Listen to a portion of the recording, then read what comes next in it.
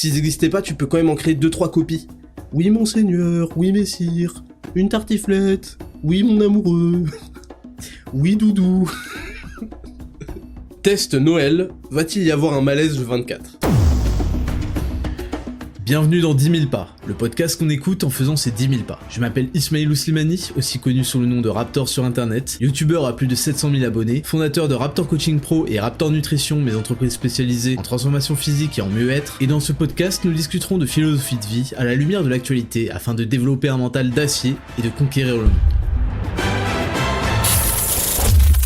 Salut à toutes et à tous, et bienvenue dans 10 000 pas saison 2, le podcast le plus réel du game, le plus authentique du game, le plus long du game, le plus écouté du game, le plus insolent du game, j'ai décidé.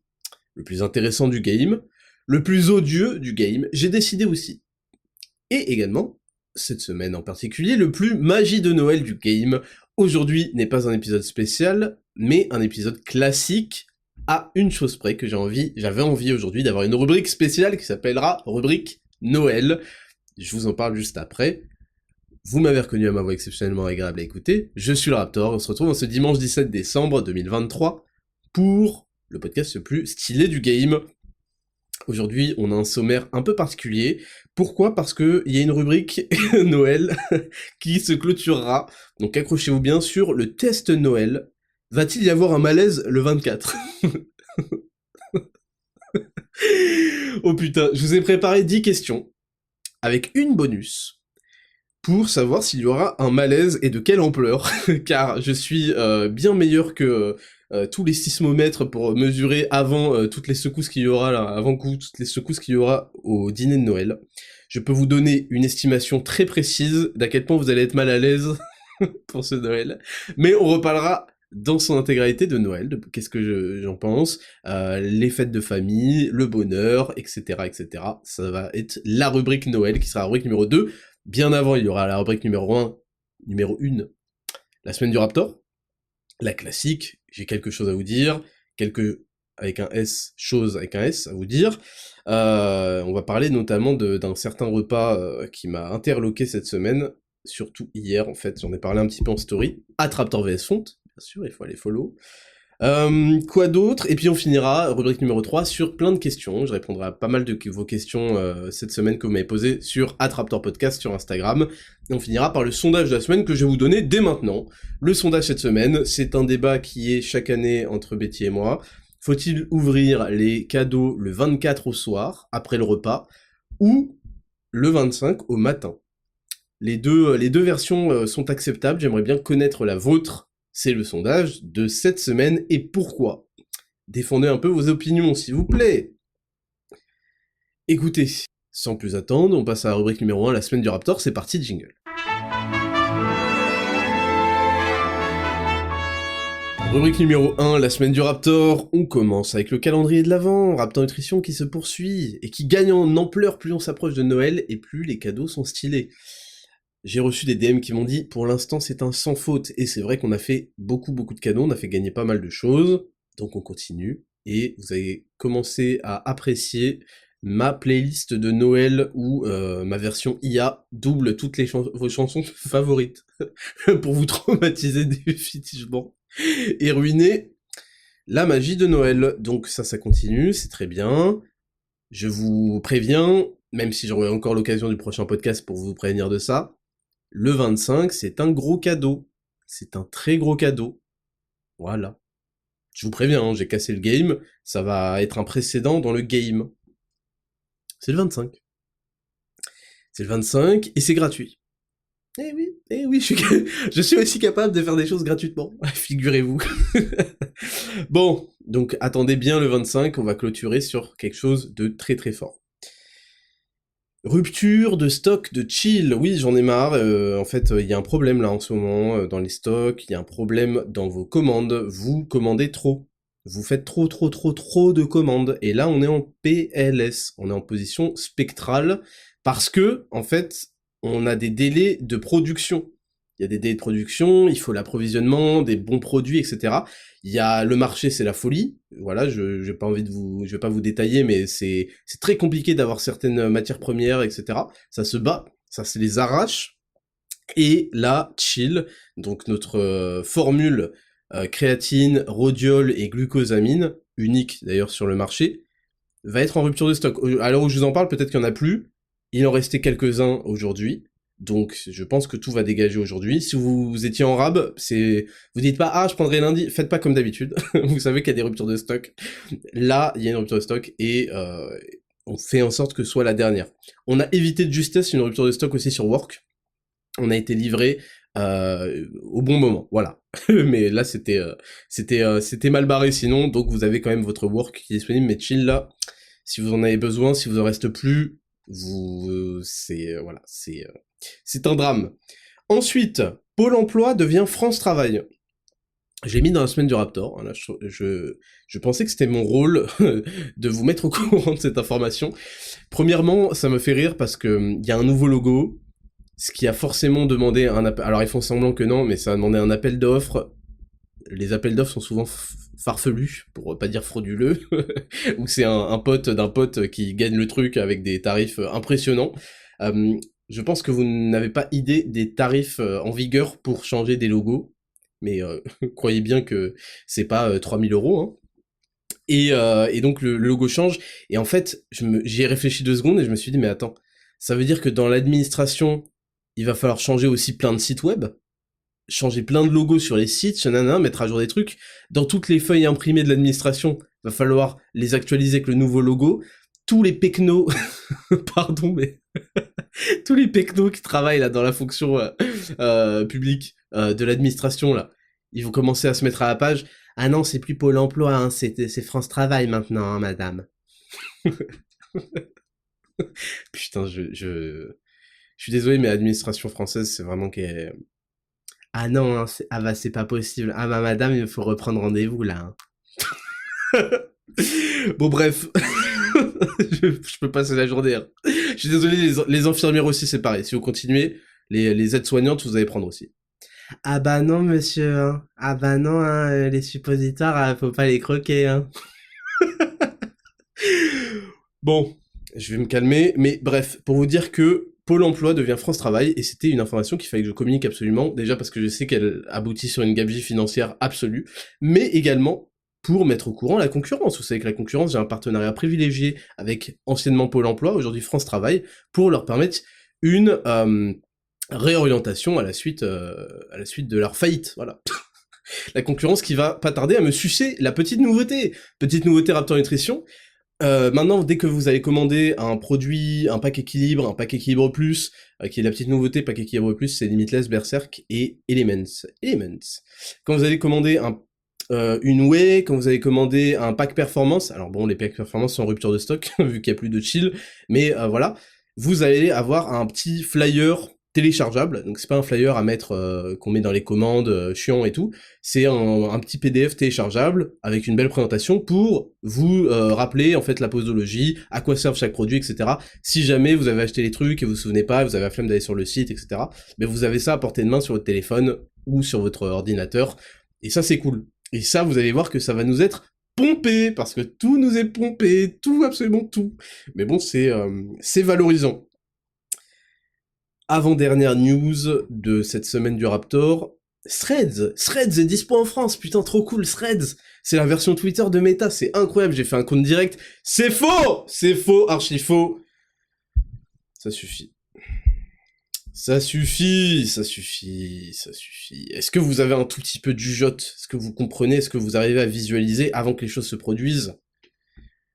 Il existe un truc qui s'appelle X, anciennement Twitter. Bon, c'est un réseau social que je trouve horrible. C'est horrible. Les gens ont le droit de parole, il y a une horizontalité des discours, n'importe quel gogolito peut venir t'expliquer des trucs en commentaire, c'est horrible. C'est horrible. Twitter, c'est un réseau que j'ai fréquenté énormément, sur lequel je me suis fait les dents et que j'ai bien compris. Et fut un temps, en fait, quand j'utilisais, je faisais des 10 000 retweets par tweet, en fait, parce que je comprenais les codes, etc. Et après j'ai arrêté parce qu'en fait ça m'a saoulé. C'était un peu comment ça tournait un peu en rond et puis c'est toujours en fait c'est le réseau du clash. C'est le réseau du clash, mais c'est aussi le réseau d'une certaine horizontalité qui m'est insupportable personnellement. Je ne supporte pas qu'un mec de 14 ans puisse venir me parler. Ça n'existe pas dans la vraie vie, et pourtant, sur Twitter, c'est possible, en fait. Et contrairement aux autres réseaux sociaux, en fait, tu ne peux pas les dégager directement avant qu'ils arrivent. Bref. Donc, Twitter est déjà une poubelle. Mais au moins, sur Twitter, depuis que c'est devenu X et que ça a été racheté par Elon Musk, c'est une poubelle où il n'y a pas de censure. Il n'y a pas de censure, sauf quand c'est hardcore, mais ça a permis la liberté d'expression sur plein de sujets, notamment le Covid, à une période malheureusement qui était plus cruciale parce que ça aurait été mieux 2 ans avant, quoi, quand tout le monde se faisait des lettres, etc., etc. Et d'ailleurs, c'est à ce moment-là que je me suis cassé. Et enfin un petit peu avant. Et en fait, Threads, ça ne peut que être ce qu'on appelle le complémentaire en termes d'espace, ça ne peut que être le complémentaire de Twitter. C'est-à-dire que ceux qui ne s'y retrouvent pas pour telle ou telle raison vont aller sur Threads, mais du coup ça va être que un endroit nul, parce que ce qui fait l'intérêt de X, c'est précisément en fait cette horizontalité, c'est précisément la provocation permanente, c'est ce qui fait réagir les gens en fait. Donc on capitalise, et ça fonctionne toujours beaucoup mieux sur les émotions négatives, sur le clash, sur les mecs ça ne s'arrête pas en fait, c'est infernal. C'est pas un endroit où on a envie de se faire une santé mentale en fait. Mais tu ne peux pas construire un réseau sur le complémentaire de ça parce que ça ne fait pas cliquer, parce qu'on s'en branle. Et donc tu retrouves aujourd'hui, et c'était prévisible, que des meufs qui se plaignent. Threads, c'est un réseau social pour les losers qui viennent se plaindre, et ça va pas durer. Parce qu'en fait, ça ne peut pas, il peut pas y avoir de l'interaction intéressante quand elle n'est pas motivée par quoi que ce soit. Par exemple, sur LinkedIn, vous allez avoir des mecs, alors je m'en bats les couilles de LinkedIn, je considère que c'est un truc d'énorme geek depuis que ma putain de prof d'anglais en école d'ingé nous bassinait. Oh, you must create a LinkedIn. Ta gueule, ferme ta gueule. Chut, me parle pas de LinkedIn, ta gueule. Voilà, donc j'ai jamais compris en fait le DR LinkedIn, mais au moins tu sais que c'est des gens intéressés qui vont faire les intéressants, parce que derrière ils vont avoir des connexions et du réseautage d'entreprise. Bref, Threads, c'est un projet qui est mort dans l'œuf parce qu'il ne comprend pas, et les gens qui y sont allés en fait n'ont aucune... Visiblement ils ne comprennent pas ce qu'ils font. Ils savent pas ce qu'ils font. Ils font des choses en fait au hasard, ils passent leur vie à la vivre au hasard sans jamais analyser, se poser comme des professionnels et comprendre le pourquoi du comment. Et en fait, ils n'ont pas compris que, aussi toxique que soit Twitter, c'est exactement ce critère et ce paramètre qui fait que les gens vont se connecter tous les jours, parce que les gens sont des mauvais qui veulent aller voir le truc rigolo, le truc provoquant du moment, le truc, ils vont aller regarder les commentaires masqués, ils vont aller regarder les retweets insultants, les citations, les je sais pas quoi. C'est ça que vont chercher les gens sur Twitter, et surtout ils essayent de se faire un nom sur ce concept de provoque. Et c'est ça aussi qui a de l'intérêt. Moi, si j'étais pas connu et que je voulais être connu, je pense que j'aurais usé du clash et de certains codes pour pour être présent non-stop et être en fait le mec le plus infect sur Twitter gagne le plus en visibilité et en follow. Et donc on peut pas créer un Twitter bis en enlevant tout ce paramètre-là. C'est impossible, parce que les gens n'en ont rien à foutre de voir des gens parler de leur vie, je sais pas quoi. Ça va bider. Donc si ça n'a pas déjà bidé, ça va bider, je vous le dis d'avance. C'est vraiment pas la news de la semaine, et il y a eu très peu d'engouement par rapport à, genre, j'ai vu des jeux vidéo qui ont bidé au bout de 2 jours de sortie, qui avaient beaucoup plus d'engouement que Threads. Donc bref, c'était un peu la news, une des news dont je voulais parler dans cette semaine. En plus, tu sais, ton Instagram il dit 10 000 personnes dans vos follow ont déjà créé un Threads. Ta gueule. Déjà, je suis pas sûr que ce soit vrai. Et deuxièmement, en fait, ils ont créé un truc par curiosité pour aller voir comment ça se passe. Et ils ont vu des gonzesses se plaindre et dire alors on est bien là en safe space, et ça ne marche pas en fait. C'est voilà, c'est un nouveau projet bidesque de Meta. Et on finit avec la petite dernière. La petite dernière, c'est un tweet dont je voulais vous parler. Aïe aïe aïe aïe aïe aïe aïe. Vous voyez, en fait, c'est ça qui fait que les gens vont sur Twitter, c'est parce que c'est mauvais, en fait. Il y a de la malveillance à l'état pur. C'est pour ça aussi que je continue à fréquenter la plateforme, bien que je n'y participe plus. Parce qu'en fait, j'ai une santé mentale que j'ai pas envie de complètement anéantir en m'adressant à des gens stupides. Et ça, c'est très agaçant. Vous savez, je fais très attention à qui a le droit de m'adresser la parole, qui a le droit d'être dans mon cercle, qui a le droit d'être truc. C'est pas pour qu'il y ait des gens bêtes qui me parlent. C'est vraiment pas pour ça. Donc ça, faut vraiment... à un moment, faut aussi se respecter. Et ça, c'est interdit. Et je pense que la plupart des gens qui tweetent aujourd'hui ont des équipes qui, pour elles, vont bloquer les gens au fur et à mesure pour qu'au bout de 6 mois, il y ait des interactions un peu plus saines. Mais sinon, ouais. Bref.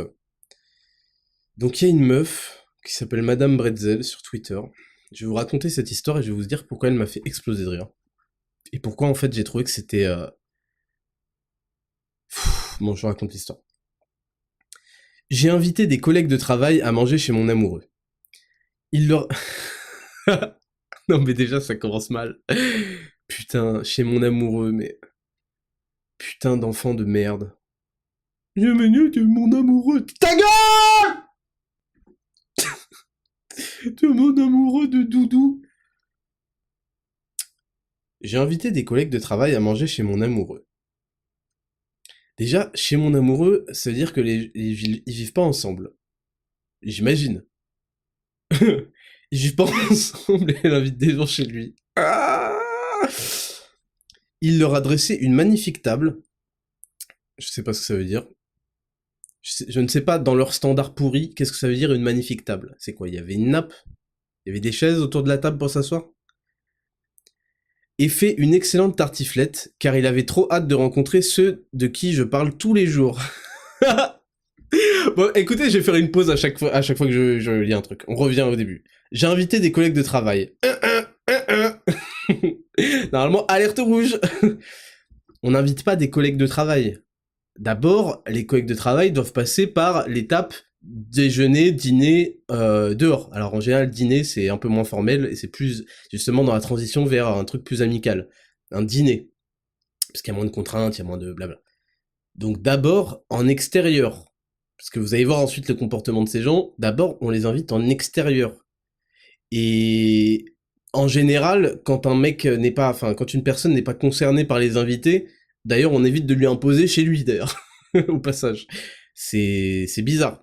En fait, si vous voulez que votre mec ou votre meuf rencontre vos potes, c'est mieux de faire ça en extérieur d'abord.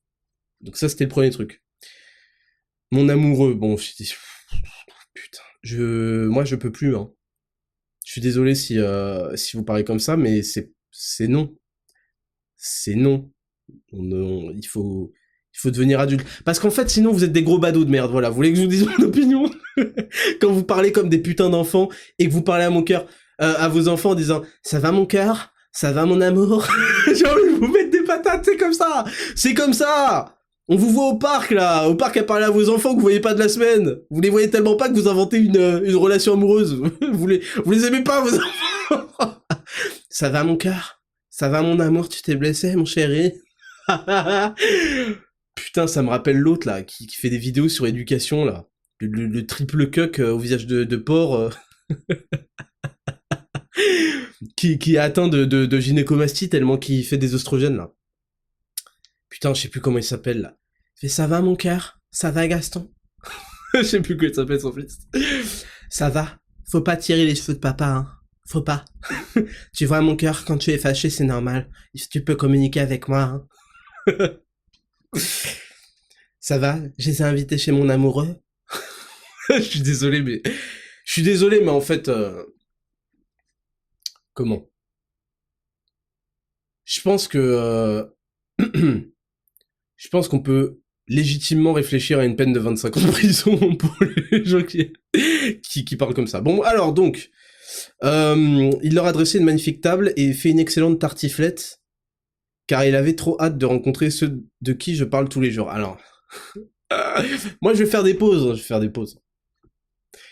On va commencer par la fin, ceux de qui je parle tous les jours. Donc en fait, quand vous êtes... Putain, imaginez en fait l'enfer. En fait, cette vie est infernale. Votre vie est tellement peu intéressante, c'est tellement explosé, votre couple est explosé, vous êtes vous-même un individu... En fait, ce qui transpire de cette histoire que je vous ai toujours pas racontée, c'est... Vous savez, les trucs, quand vous les mettez au four, si vous mettez pas un papier sulfurisé en dessous, le truc coule. Tu sais, les pizzas, les trucs comme ça, le truc coule entre les grilles, là. Mais c'est ça, en fait. Ces gens-là, ils sont faits dans ce matériau-là. C'est de la pâte à pizza qui coule. Si vous mettez pas un plat en dessous. Ils sont mous, ils ont aucune substance. Ils ont aucune saveur. Si demain, je devenais cannibale, et que par vraiment, besoin de survie, je devais les manger, ils auraient même pas de goût. Ils sont infects, en fait. En fait, ils sont... Je sais pas, tu sais, c'est des mecs, tu peux les créer sur Warcraft, tu vois. S'ils n'existaient pas, tu peux quand même en créer 2-3 copies. Oui, monseigneur, oui, messire, une tartiflette, oui, mon amoureux, oui, doudou. Non mais je suis infect, je vous ai prévenu, aujourd'hui je vais être infect. Aujourd'hui les badauds vont passer un sale quart d'heure. Parce que je compte bien y passer 15 minutes sur cette histoire. Ouais, donc voilà, bon, je vais pas revenir sur la tartiflette, mais il y a un côté... Je suis désolé, hein, parce que je sais qu'il y a des gens très sérieux, cuisiniers et tout. Il y a un côté chez l'homme castré du 21e siècle, où il va faire les courses pendant plusieurs heures, pour aller préparer une tartiflette, et je suis désolé de le dire, mais c'est lamentable. C'est lamentable. Déjà, déjà, j'ai pas l'impression qu'il y ait eu un entrée plat dessert ou quoi. Il y a juste eu une excellente tartiflette. Mais là, il faut que je vous parle avec le cœur, là. Là, je vous parle vraiment avec le cœur. Il y a un côté vraiment ultra Soy Jack, en fait. Il y a un côté ultra cuck du 21e siècle de se mettre au fourneau, tu sais, avec les hanches qui dépassent. C'est-à-dire que le mec de dos, le mec de dos, tu sais pas encore si... Alors, t'as la calvitie qui peut t'indiquer, mais de dos, tu sais, il est en forme de sablier, le mec, tu vois. Enfin non, parce qu'il a pas la taille fine. En fait, il est dégueulasse. En fait, c'est horrible. Et donc, il mange des trucs extrêmement gras et tout, il fait des tartiflettes. Parce que sa vie est tellement merdique que son seul réconfort, c'est la nourriture très grasse et très sucrée. Et je suis sûr que le fromage et les lardons de la tartiflette, ils viennent de Auchan, tu vois. Non mais aujourd'hui, je suis un fils de pute. Je vous le dis tout de suite, aujourd'hui, j'ai décidé d'être un fils de pute. Ok? Donc me faites pas de remarques. Me dites pas, Raptor, aujourd'hui, t'es condescendant, là, je te suis pas, t'as été méchant. Je serai méchant. Aujourd'hui, je suis méchant, ok? Faites pas chier. Aujourd'hui, on va tous être méchants en direction de ce mec, ok? Restez avec moi parce que j'ai lu que le début. Vous êtes pas prêts pour la suite. Donc, il leur a dressé une magnifique table et fait une excellente tartiflette. Donc c'est elle qui invite et c'est son mec qui fait à manger. Sa mère. Et c'est elle qui raconte en plus. Elle raconte sur Twitter, quoi. C'est-à-dire que le mec était au bout du rouleau, parce que je vous ai pas raconté l'histoire encore, hein, attendez. Le mec est au bout du rouleau, ils en parlent à peine, et le lendemain elle se dit je vais aller demander conseil sur Twitter et le raconter à tout le monde. Et apparemment la meuf n'est même pas anonyme, hein. J'ai appris que c'était une vraie personne. Donc elle humilie son mec pour de vrai, putain. Tout le monde sait de qui il s'agit. Et au passage, après description, son mec correspond à tous les éléments que je vous ai décrits là. Hein. Donc, miskin. Donc, je vous relis tout d'un coup, comme ça on arrive au clou du spectacle.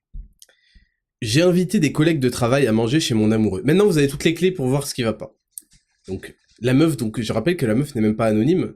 Donc, c'est-à-dire qu'elle n'a même pas conscience qu'elle est en train de dire des trucs giga humiliants, mais jolis. J'ai invité des collègues de travail à manger chez mon amoureux. Il leur a dressé une magnifique table et fait une excellente tartiflette, car il avait trop hâte de rencontrer ceux de qui je parle tous les jours. Est-ce que je suis revenu là-dessus? Sur le fait que tous les jours, elle le bassine avec ses collègues qui sont beaucoup plus marrants et intéressants que lui. Putain. Ah, ils ne lui ont pas adressé la parole de la soirée. Je suis trop triste pour mon doudou. Émote avec le smiley vers le bas. Il a passé 2 heures aux courses et en cuisine pour leur faire plaisir et de toute la soirée, personne ne s'est intéressé à lui comme si c'était le serveur. Ça me brise le cœur. Ils étaient 3 et s'entendent super bien et ils ont parlé entre eux. Finalement, même moi, je n'étais pas trop inclus. Ok.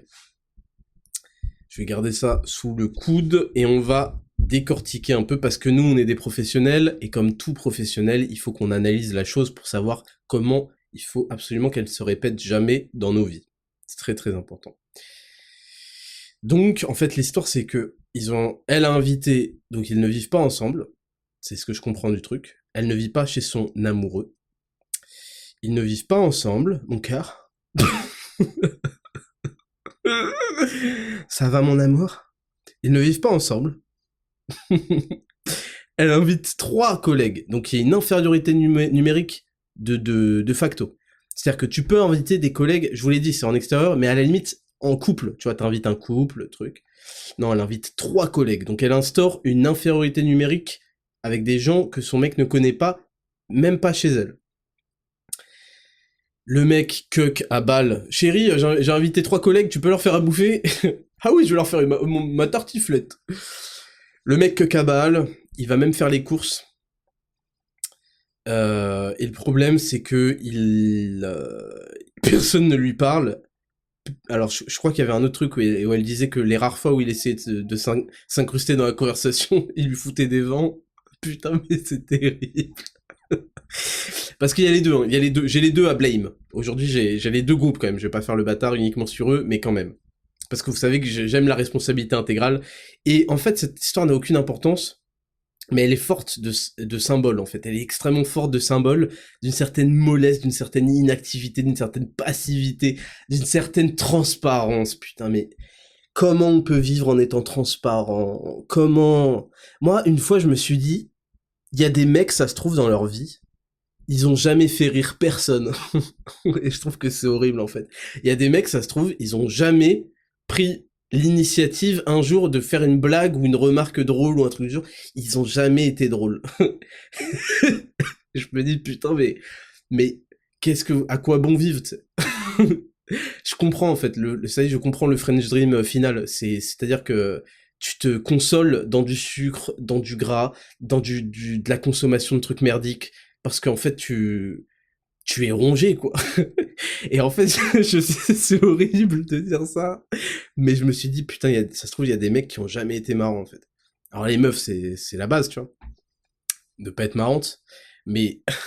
mais il y a des mecs, ça se trouve, qui ont jamais été drôles, et je trouve ça terrible. Donc, je continue, je reprends ma lecture pour revoir les trucs.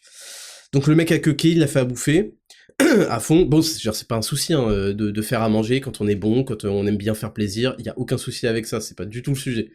Le souci, c'est d'inviter des gens que tu connais pas, et en fait, c'est par queukisme, hein. C'est par soumission à sa meuf, il accepte qu'il y ait 3 collègues qu'il connaît pas du tout qui viennent manger chez lui. Bon, à la limite, tu vois, peut-être qu'il s'est fait avoir, il savait pas qu'ils étaient comme ça, et il s'est précipité. En fait, il en a trop fait. Il a trop donné, sans savoir de quoi il s'agit, et ça, c'est une grave erreur. C'est une très grave erreur. Mais c'est une erreur de personnes qui manquent de jugement et et d'intelligence. Je suis désolé de le dire, en fait. Je suis désolé de le dire. Il faut savoir doser, en fait. Faut savoir doser, pour se préserver aussi soi-même. Faut savoir doser. Faut savoir ne pas, enfin, donner ce qu'il faut aux gens qu'il faut. Et là, il y a un problème il y a un problème là. Il y a un problème de compréhension de la vie, compréhension sociale. Et comme je vous ai dit, tu n'invites pas des gens chez toi en infériorité numérique alors que tu les connais à peine. Et surtout, il y avait vraiment le côté, les collègues dont je lui parle tous les jours, je me suis dit, merde, c'est terrible. C'est terrible. Oh purée. Et, ouais, finalement, même moi, je n'étais pas trop inclus, je me dis, mais c'est d'une violence. Donc, eux ont une certaine dose de responsabilité. Mais maintenant, il faut parler de ces gens-là. Je sais que cette histoire n'a pas d'importance, mais je tiens quand même à en parler à fond. Comment on peut être un FDP au point d'aller chez quelqu'un, d'être accueilli chez quelqu'un qui te fait à manger et de pas lui adresser la parole du repas, de rester que entre vous. Mais ça, c'est un manque de, ça c'est horrible. Ça, c'est des choses qu'il faut remarquer chez les gens et genre les exclure définitivement c'est pour ça que je dis, j'arrête pas de répéter, attention à vos fréquentations, attention avec qui vous traînez, parce que c'est des gens horribles en fait, faut pas vous entourer, faut pas vous infliger des trucs comme ça. Les mecs sont horribles, ils sont irrespectueux, ils viennent, enfin c'est irrespectueux, c'est un manque d'éducation, c'est un manque d'intérêt, c'est un manque de tout, et là évidemment c'est flagrant, ça saute aux yeux, mais je vous assure qu'il y a plein de petits défauts comme ça, extrêmement vicieux, qu'il faut savoir repérer chez les gens avec qui vous traînez pour les évincer, ou en tout cas réduire drastiquement vos interactions avec eux. Là, je vous dis, ça vous saute aux yeux, ouais, c'est des gros bâtards, nanana. Et ben moi, je vous dis, ces caractères, ces défauts de fou furieux, il y en a plein que vous n'avez pas encore identifiés comme tels, et je vous le dis, ça vous fait du mal à vous et à votre vie, et vous n'irez jamais loin avec des fils de pute pareils, en fait. Il n'y a pas d'autre mot. Et le problème, c'est qu'on est la moyenne des 5 personnes qu'on fréquente, qu'on côtoie le plus. C'est comme ça. On a des interactions, on a des c'est pas le mot interaction, c'est des interactions, en fait, si, c'est le mot, mais dans le sens où ils vont déteindre sur vous, vous allez déteindre sur eux, et en fait, vous allez sombrer dans la badouitude finale qui mène à la mort cérébrale. Hein. Là, c'est des vies de mort cérébrale que je vois. En fait, le bonheur leur est interdit, parce qu'ils cuequent trop. Le bonheur est interdit à cette famille, enfin c'est à ce couple, parce qu'ils cuequent trop. Ils sont trop passifs, trop mous, trop trucs. Et du coup, ils choisissent mal, ils font des mauvais choix, ils choisissent mal leur fréquentation. La meuf, elle c'est... je veux dire, il y a des points d'exclamation, hein. Donc je leur parle tous les jours avec un point d'exclamation. Genre elle kiffe. C'est-à-dire, vous imaginez le manque de discernement pour kiffer des gens de fous furieux au travail, on leur en parlait tous les jours tellement « Ah, il est trop drôle, il est trop bien !» et pas avoir reconnu ce genre de défaut, enfin... Bref, donc ayez du discernement, faites vos choix correctement, ne vous infligez pas des choses comme ça, respectez-vous, en fait, tout ça ne serait pas arrivé s'ils se respectaient, je pense, et mettez des ratios, des dosages, faites les choses proportionnellement et progressivement. Commencez pas à vous à vous surexciter à l'idée d'inviter des gens que vous connaissez pas et à leur faire à bouffer, à leur lécher les pieds, je sais pas quoi, parce que vous pourriez avoir des surprises. Évidemment, c'est comme ça qu'on apprend, mais j'espère qu'ils apprendront. Voilà, donc je tenais à vous en parler parce que cette histoire m'a fumé de rire. En fait, je me suis imaginé... je me suis imaginé des gens qui viennent et qui parlent ni à toi ni à ta femme, et tu leur as fait à bouffer. Et je trouve que mais c'est peut-être l'étape juste avant le suicide. Je suis désolé de parler ça comme ça, évidemment c'est pour déconner, je précise, on est à caractère humoristique, mais en termes de perte de valeur, de perte d'estime de soi, c'est une étape avant, je pense. Donc c'est terrible. Et voilà, je voulais juste repartager cette information avec vous. Ouh, on va passer à la rubrique numéro 2, Noël. Et celle-là aussi, elle va être marrante. C'est parti, jingle. Rubrique numéro 2, Noël. Aujourd'hui, rubrique exceptionnelle, rubrique qui arrive peut-être 2 fois, dans l'année. On va parler de Noël, puisque c'est dans 7 ou 8 jours, selon ce qu'on répond au sondage de la semaine. Et je voulais aborder un petit peu Noël, forcément, avec vous, parce que il y a la magie de Noël. Noël, c'est une période, même, on peut parler de la période de Noël, les fêtes de Noël de fin d'année, où il y a de la déco, enfin de moins en moins, parce que là, à Paris, il y a très peu de déco de Noël, je suis assez dégoûté. J'imagine que c'est ça dans pas mal d'agglomérations, c'est rare.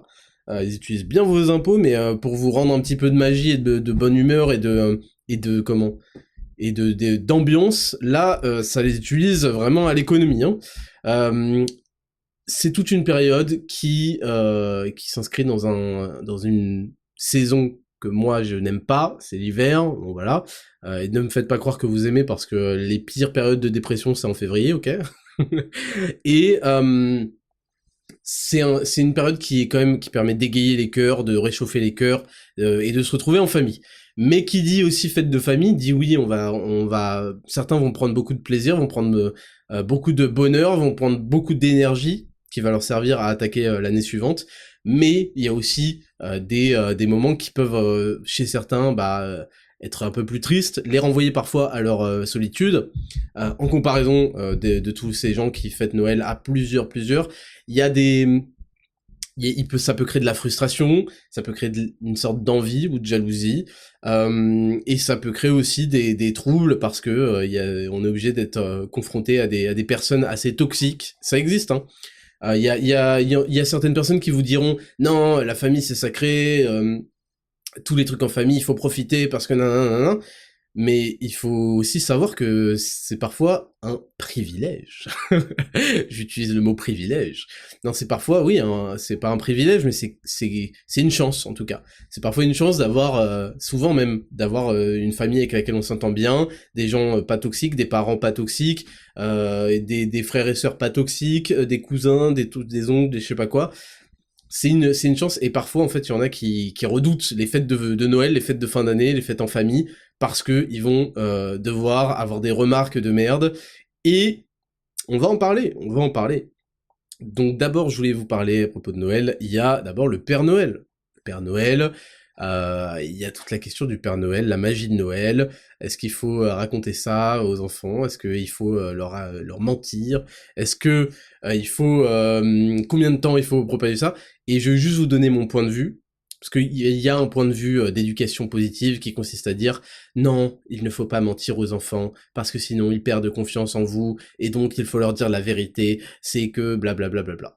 Okay, je vais pas dire la vérité en question parce qu'il y a Mars qui pourrait entendre, mais moi je suis pas du tout là-dedans et je pense que ça fait, je suis contre le fait de mentir à ses enfants, bien sûr, le fait de leur promettre des trucs et qu'ils arrivent pas.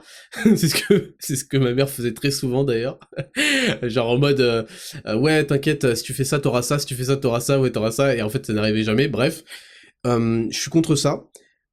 Par contre, pour cette histoire de PERE Noël, je pense que ça fait partie de la magie, de l'innocence, de la chance d'être un enfant, de vivre ce rêve, ce conte de fées.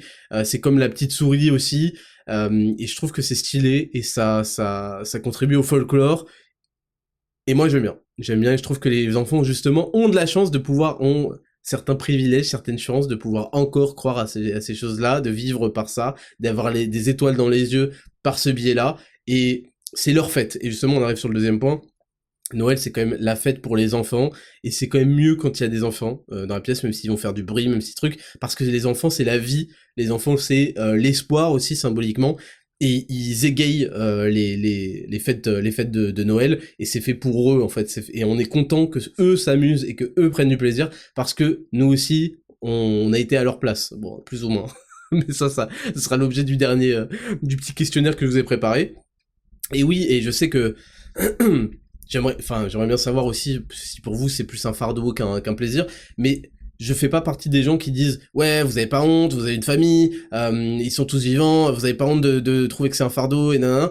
Parfois il y a des mecs qui sont complètement abusés, qui font juste leur crise d'adolescence à retardement et qui sont même eux-mêmes imbuvables, mais il y a il y a des choses dont même moi je peux vous parler.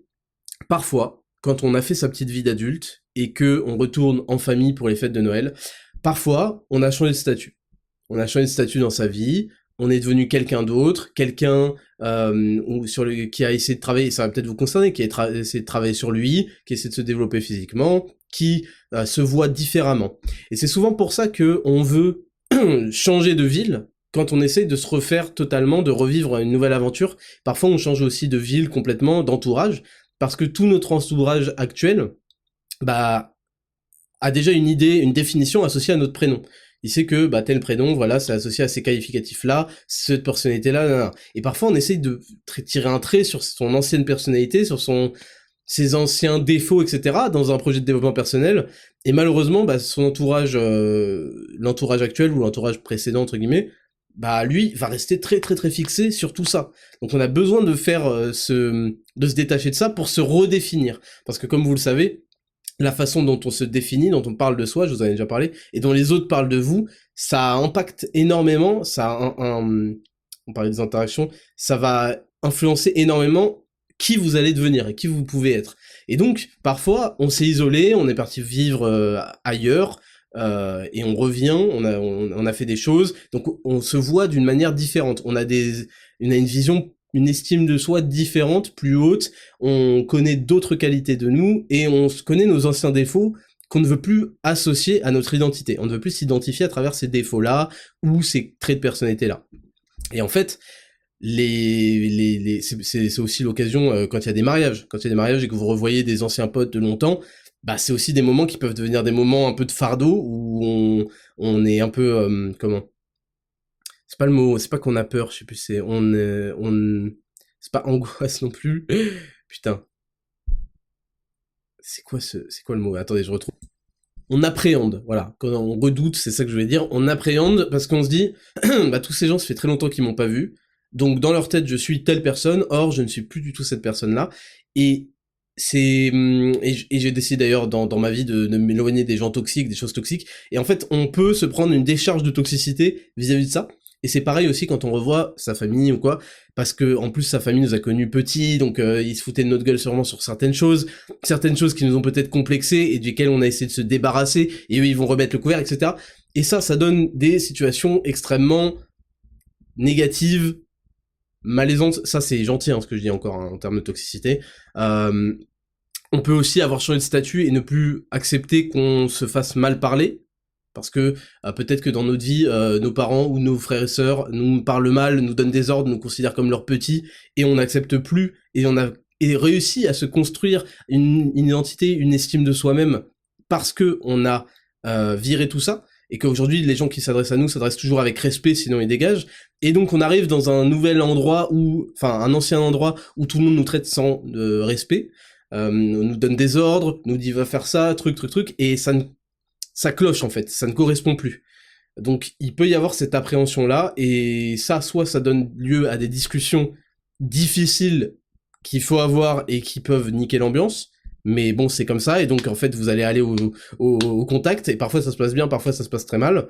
Soit on dit rien, ce qui se passe la plupart du temps, on prend sur soi, et on c'est un très mauvais moment, et ça nous met mal mentalement, et ça nous fait encore plus détester ces personnes-là, malheureusement, parce qu'on n'a pas ouvert la discussion là-dessus. Et en fait, donc c'est pour ça que je comprends ceux qui redoutent ça, qui redoutent de rentrer, de voir des gens, parce que ils ont essayé de se détacher d'une certaine identité, personnalité négative dont ils veulent plus, à laquelle ils veulent plus être associés, qu'ils ne veulent plus que ça les définisse, et qu'ils vont revenir à des gens qui vont leur rappeler et les faire revenir à ça, sur la moquerie, sur ceci, cela. Et c'est un truc qui va leur faire perdre du temps et de la santé mentale sur le moment et sur peut-être les semaines à venir, parce qu'ils vont y repenser, et ça va contribuer à dire ah bah finalement c'est vrai que je suis encore une merde, tu vois. Donc ça c'est difficile. Donc c'est pour ça que je vous dis, il faut aborder les choses sans tabou, il faut pas faire semblant que la famille, l'entourage, c'est tout parfait, c'est tout bien. Quand c'est le cas, bah c'est super. Et c'est souvent parce qu'on n'allait pas laisser pourrir les choses et qu'il y a eu de la discussion, et que aussi parfois tout le monde prend un petit peu sur lui. Et quand c'est pas le cas, il faut pas avoir peur de le dire. Oui, la famille c'est sacré, mais il faut faire en sorte que elle le reste. Et pour qu'elle le reste, et pour qu'elle reste un super moment, eh bien, il faut parfois avoir des limites. Parfois il faut avoir des limites à ne pas franchir. Parfois il faut avoir des règles. Parfois il faut avoir des conditions de diplomatie, de respect pour que tout se passe dans le mieux. Et que tout se passe pour le meilleur, et quand certaines personnes de votre famille, je sais pas, vont refuser de les suivre, bah parfois, c'est dans l'intérêt général de mettre un stop au truc, jusqu'à ce que la condition de respect soit remplie.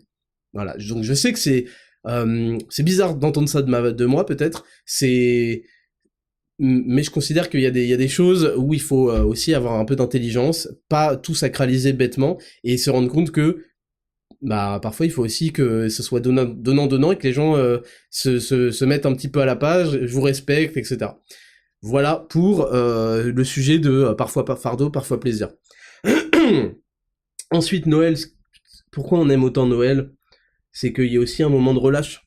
C'est un moment où on se détend. C'est un moment où on se détend, c'est la fin de l'année, on se retrouve aussi dans la chaleur, parce que c'est l'hiver, donc on se réchauffe à la maison, il y a des couleurs chaudes, le rouge, le vert, il y a des sapins, pour ceux qui le fêtent, donc il y a des belles guirlandes, il y a des belles lumières, il y a une ambiance chaleureuse, voilà pourquoi on aime cette fête, et c'est le moment de se relâcher.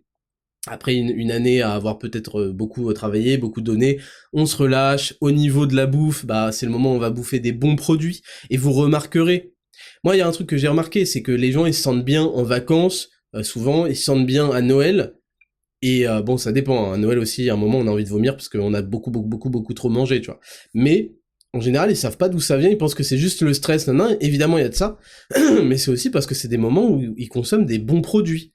Alors je vous parle pas des sucreries horribles qui vont se retrouver, et c'est normal, hein, des chocolats super sucrés. Bon, aujourd'hui, vous avez la pâte du maître, avec 90% de sucre en moins, les barres de nutrition, mais bon, on va pas se mytho, il y a quand même des bons Raffaello, je sais pas quoi, Ferrero Rocher, blabla, qui traînent. Et ça fait pas forcément du bien, ça fait du bien au moral, mais ça fait pas du bien forcément au corps, mais bon, c'est pas le sujet. C'est le moment justement où on oublie un peu ça, on met ça de côté, on se relâche. Mais il y a aussi des très bons produits. Ça, les gens l'oublient. Souvent, quand ils partent en vacances aussi, quand ils vont se déplacer dans une ville, ils vont aller acheter du bon fromage chez le petit village du coin, je sais pas quoi, du bon foie gras, du bon nanana. Donc, c'était un peu les choses qui caractérisent, qui font la beauté de Noël, et aussi son stress vis-à-vis des fêtes de famille, et ça faut pas l'enlever, faut pas le nier, faut pas croire que c'est juste un problème que rencontrent les gauchistes qui ont des daddy issues avec et des problèmes avec l'autorité des parents, je sais pas quoi. Non, je pense que c'est plus général que ça, et c'est un sujet dont je voulais quand même parler. Ensuite, il y a les cadeaux. Et ce sera le dernier point avant le test. Je vais prendre une gorgée d'eau. On va aborder les différents cadeaux.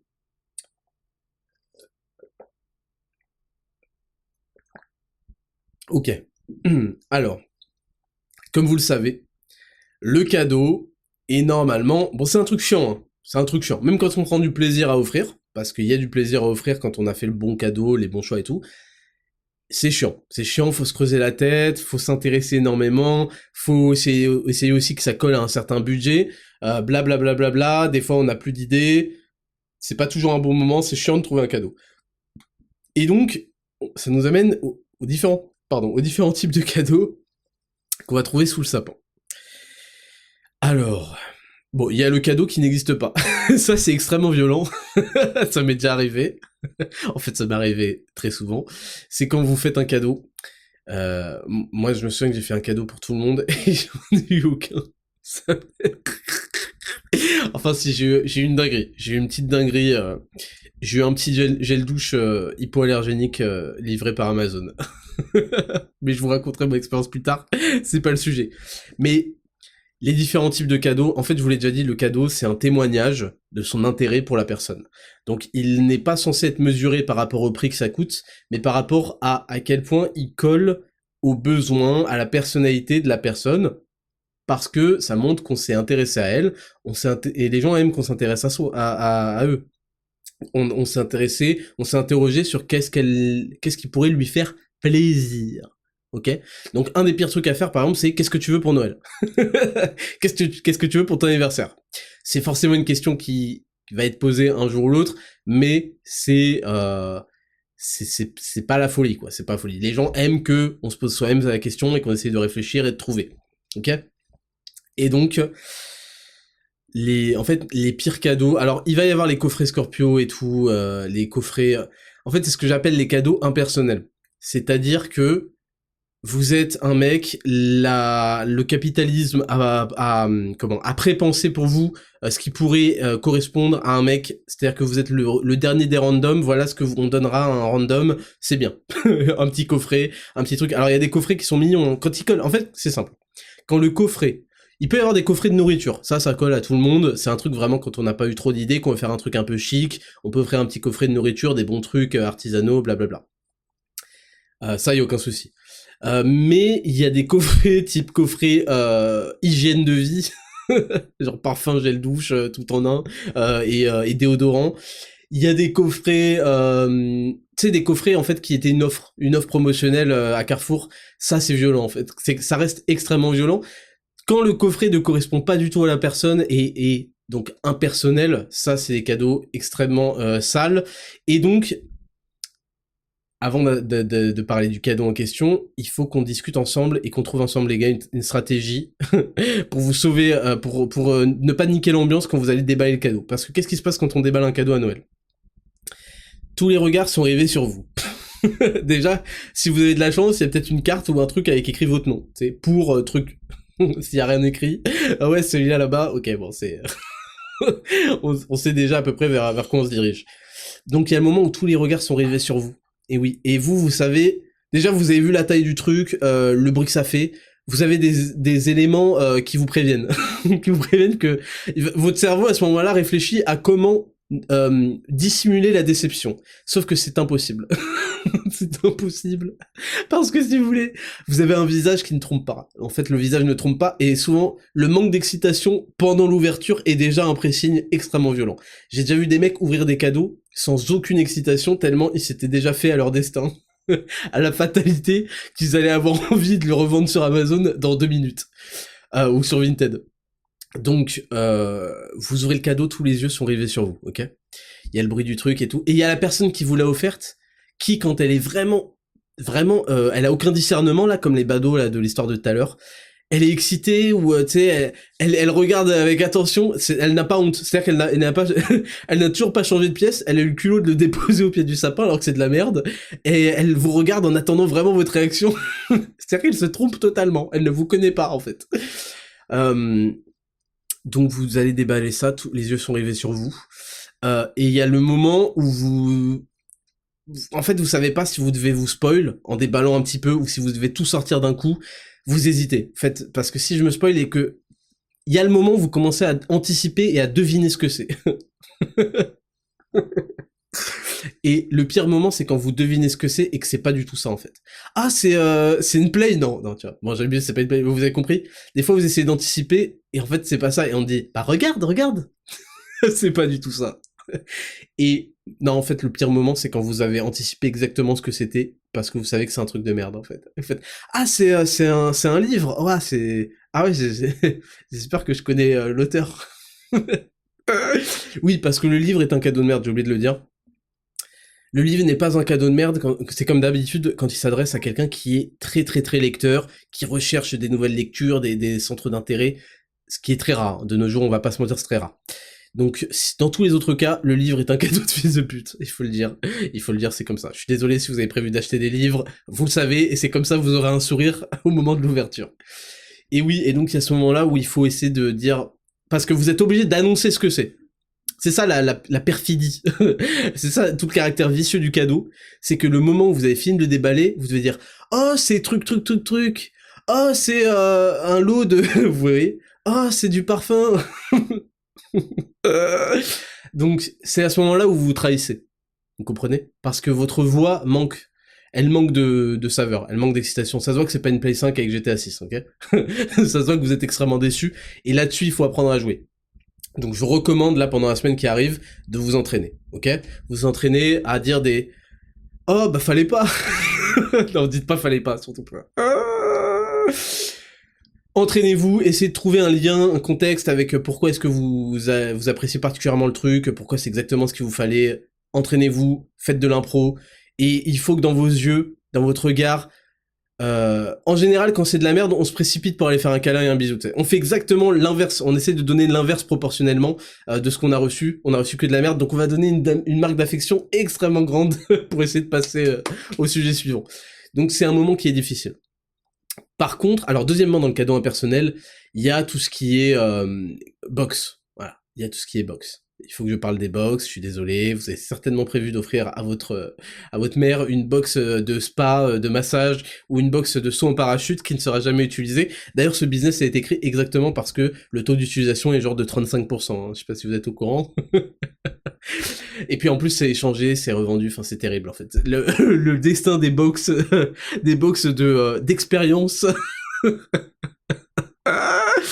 Donc, il y a le moment où vous allez recevoir une box d'une expérience à deux, et voilà. Voilà, c'est bien, c'est cool, mais c'est extrêmement impersonnel et ça correspond pas à vos dates parce qu'en fait vous bossez à ce moment-là.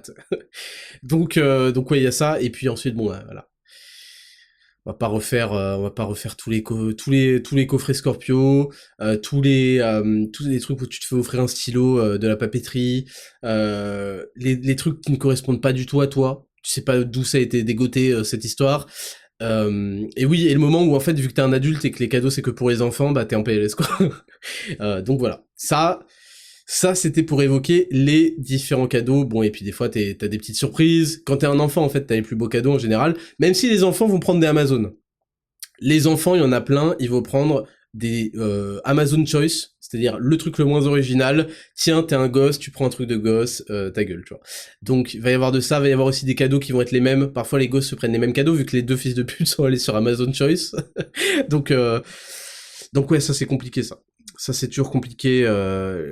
Et j'ai failli oublier. Mais ça arrive rarement à Noël. Ça c'est plus pour les anniversaires ou des trucs comme ça. Quand tu vis pas avec les mecs et qu'ils viennent pas te voir avec ta famille, je sais pas quoi. C'est les cadeaux Amazon. C'est-à-dire que tu reçois le cadeau, il est emballé dans le carton d'Amazon. Et tu l'ouvres, et alors là, il y a quelqu'un à qui je pense très fort, qui se reconnaîtra. Et que je vais pas citer, pour préserver son anonymat et son honneur. Mais en fait, il a reçu un cadeau de sa meuf, par courrier, donc par Amazon. Et c'était un kit de barbe Amazon. Il était encore emballé dans le Amazon. Et il l'a reçu une semaine après. Donc ça, c'est... ça, c'est le summum de la violence. Et moi, j'ai pris ça à Noël, sa mère. Oh putain, j'ai pris ça à Noël. J'ai pris un gel Amazon, j'ai pris un gel douche hypoallergénique Amazon. Il y avait encore l'étiquette en dessous. Il y avait la facture dedans. Putain, et je l'ai pris en retard en plus. Bon bref, ok. On va passer au clou du spectacle, est-ce que vous êtes prêts? Le test Noël, va-t-il y avoir un malaise le 24? Ok, alors j'ai 10 questions et une question bonus. Et je vais essayer d'improviser au fur et à mesure des scores. Ok, vous avez 0 point, 1 point, et on va voir s'il y en a qui prennent des 3 points, quoi. Première question, donc le test de Noël, va-t-il y avoir un malaise le 24? Première question, est-ce que tu as eu un cadeau? Eh oui. Si tu n'as pas eu de cadeau, tu peux directement mettre 2 points, parce que c'est toujours le malaise quand même de pas avoir de cadeau, même quand je sais que c'est un truc pour les enfants, qu'on est adulte. Si ta meuf, si vraiment personne t'a fait de cadeau, c'est toujours très très violent. Donc vous prenez 0 point si vous avez un cadeau, et vous prenez directement 1 point si vous n'avez pas de cadeau. Deuxième question, vous allez voir, ça va crescendo. Ton cadeau est-il impersonnel? Donc est-ce que tu t'es pris un bon de réduction à la Fnac de 25€? Est-ce que tu t'es pris un livre alors que tu ne lis pas du tout? Est-ce que tu t'es pris une box pour deux un week-end à Center Parks? Enfin, je sais que ça n'existe pas, mais voilà.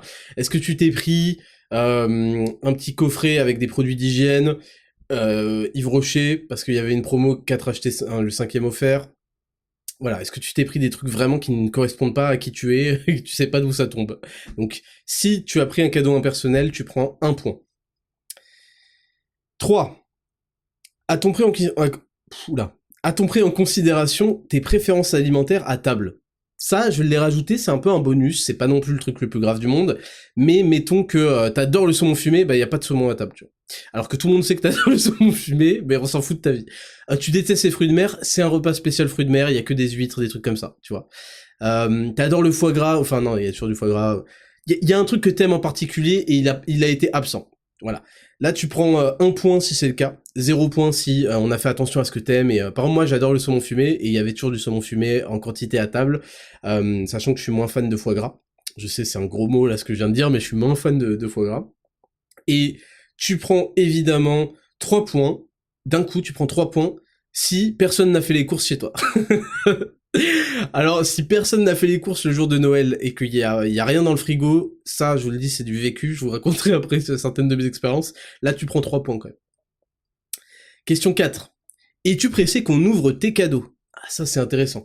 Si, quand tu fais des beaux cadeaux, quand c'était soigné, tu vois, quand tu t'es vraiment donné, tu peux pas attendre qu'on ouvre tes cadeaux, t'as hâte d'être Noël, t'as hâte de voir la satisfaction des gens à qui t'as offert des cadeaux.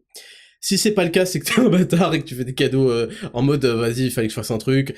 Tu prends 1 point si c'est pas le cas, 0 point si c'est le cas, et tu prends 3 points si c'est le cas, c'est-à-dire que t'es vraiment pressé qu'on ouvre tes cadeaux à Noël et tout, sauf que toi, en fait, t'as pas eu de cadeau, ok?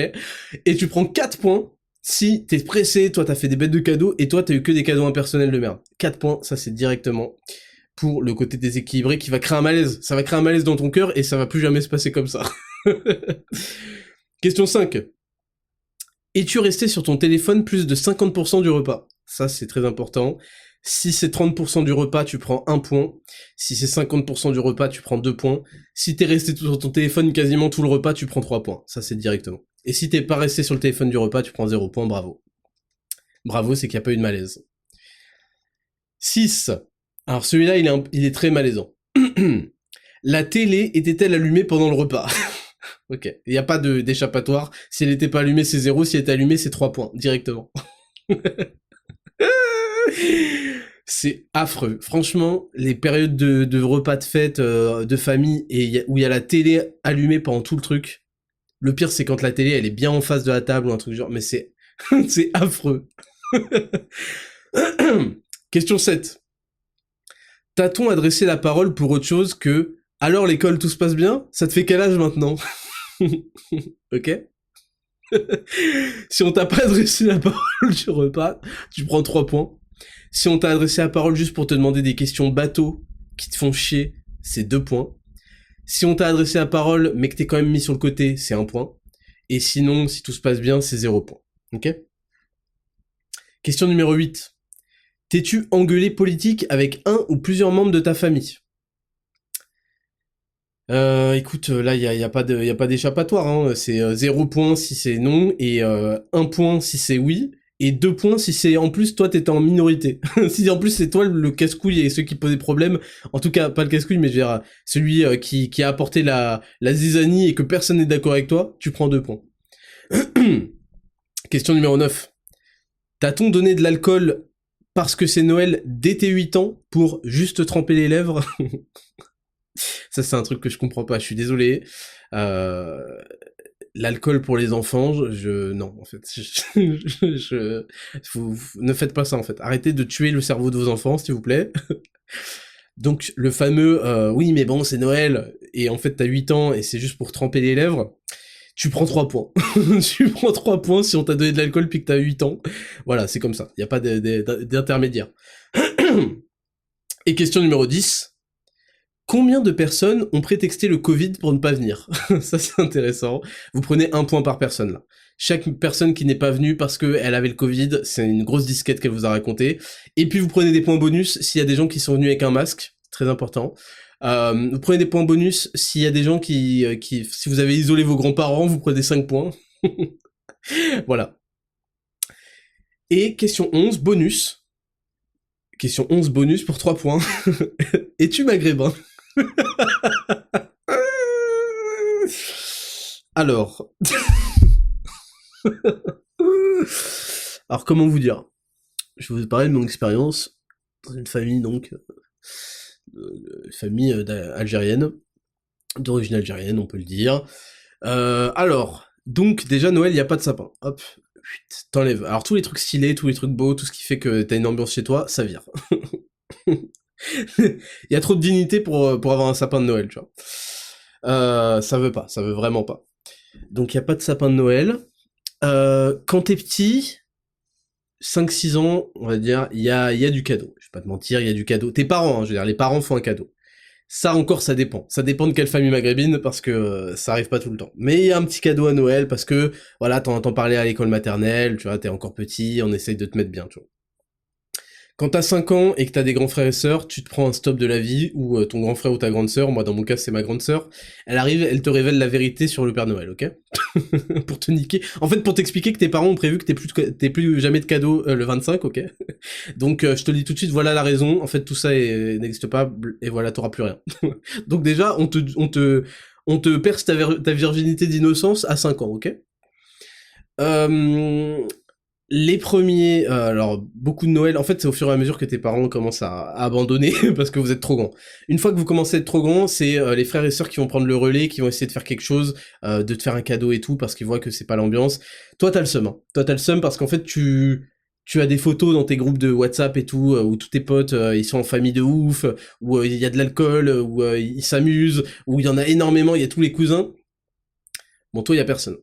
Moi, moi, je vous dis, mais de toute façon, j'ai pas connu tout le reste de ma famille quasiment. Il y avait que mes parents et mes 2 sœurs. Donc, t'es comme ça en comité. Et il y a la télé. Il y a la télé qui arrive. Elle arrive très vite. Alors, pendant le repas, il y a quand même un effort de l'éteindre, tu vois. quand même. Il y a des fois des petites tentatives, mais quand même. Et il y a la télé qui arrive très vite. Après le repas, on prend la télé. Bon, après, j'imagine que ça, c'est dans beaucoup de familles, je sais pas. Mais après le repas, il y a la télé, il y a le daron qui va aller dormir à 22h30, à 23h. Voilà. C'est pareil au nouvel an. Je sais je vous fais le calque. Au nouvel an, c'est plus ou moins similaire. Et en fait, quand tu commences à avoir dépassé un certain âge, c'est-à-dire 14 ans, tu sais, tes parents, des fois, ils ont oublié de faire les courses. Donc ouais, en fait, ouais. Ouais, il y a eu des Noëls, il y a eu des Nouvel An où il y avait rien dans le frigo. Il y avait des yaourts. Ok. Il y a eu des Nouvel An, il y avait des yaourts à la fraise, c'est les pas bons là, que tout le monde laisse. Il y avait des petits, des paniers de Yoplait. Ok. Il y avait des paniers de Yoplait à la fraise, il y en avait 3-4. T'avais faim. Tu sais, il y avait des Noëls où t'avais faim. Et donc t'apprends que visiblement dans d'autres familles, genre les mecs font des festins de fous furieux, il y a de la dinde, il y a du truc, et vas-y que ça se met à cuisiner, je sais pas quoi. Bon. Donc voilà, ça crée un petit peu d'envie, un peu. En fait, ça crée le malaise. Ça crée le malaise parce que tu sais que c'est un soir où tout le monde est heureux. Tu sais, t'as été bercé de Dinotopia. Voilà, tu finis la soirée sur Dinotopia. Tu commences la soirée avec Astérix parce qu'il le passe tous les ans, et tu finis sur Dinotopia. Ok? Et t'as pas mangé de ouf, tu vois. Bon, j'abuse parce qu'il y a eu quand même plusieurs. La plupart des Noëls, il y avait des grosses courses. Mon daron il revenait avec. À l'époque, c'était des caddies de 150 €, donc c'était la folie. Aujourd'hui, 150 €, t'as acheté des bananes et du PQ, quoi. Et la plupart du temps, c'était quand même la folie. C'était très bien. Il y avait des crevettes, il y avait un peu de tout, tu vois.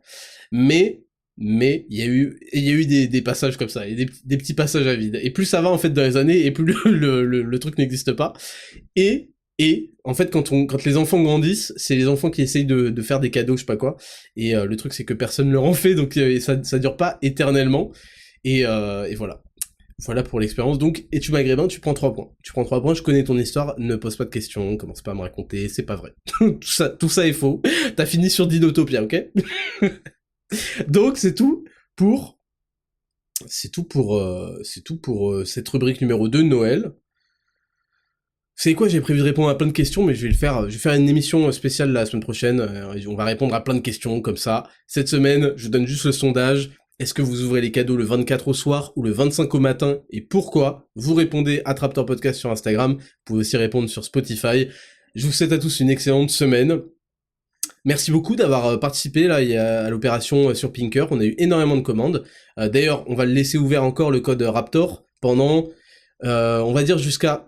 Si vous voulez le recevoir avant Noël, on va le laisser jusqu'à jeudi. Voilà, mercredi, jeudi, le code Raptor sur Pinker, Pinker, Pinker.paris. Vous avez le code Raptor et il a marché de fou. Merci pour votre utilisation, pour votre confiance. Vous n'allez pas être déçus. C'est des super beaux produits pour le coup. Vous pouvez l'offrir à n'importe quelle femme de votre famille. Et elle va kiffer de ouf. Et c'est des belles choses. Donc on laisse jusqu'à, si vous voulez vraiment être livré, on va dire jusqu'à mercredi, parce que j'ai peur que jeudi... ça met 48 heures et je suis pas sûr du samedi, vous savez comment sont les livreurs.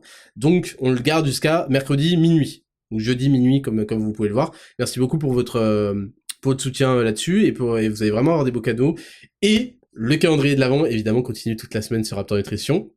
Attraptor.nutrition sur Instagram, et attendez bien le 25.